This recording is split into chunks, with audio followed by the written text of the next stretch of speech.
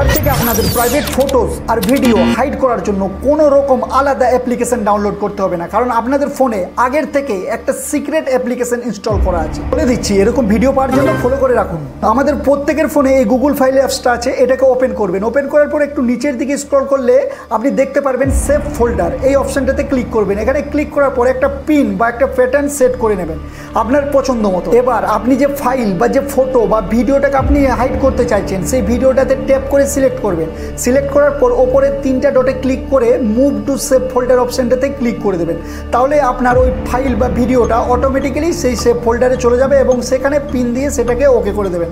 এরপর আপনার ওই ফাইল বা ভিডিও কেউ খুঁজে পাবে না আপনার পিন ছাড়া। শুধু এটাই না, আপনি যদি চান তাহলে ওই সেভ ফোল্ডারটাকেও সেখান থেকে হাইড করে দিতে পারবেন। এর জন্য তার ওপরে যে 3টে ডট আছে এটাতে ক্লিক করবেন। ক্লিক করার পর হাইড টু সেভ ফোল্ডার এই অপশনটাতে ক্লিক করবেন। তাহলে আপনার ওই সেভ ফোল্ডার ফাইলটাও সেখান থেকে হাইড হয়ে যাবে। এবং আপনি যদি আবার সেটাকে ফেরত নিয়ে আসতে চান তাহলে ওপরের ওই 3টা ডটে ক্লিক করে আবার শো হাইড ফোল্ডার অপশনটাতে ক্লিক করবেন, তাহলে সেটা আবার সেখানে চলে আসবে। ভিডিও যদি ভালো লাগে অবশ্যই ভিডিওটাতে লাইক করে ভিডিওটা অন্যদের সাথে শেয়ার করে দেবেন।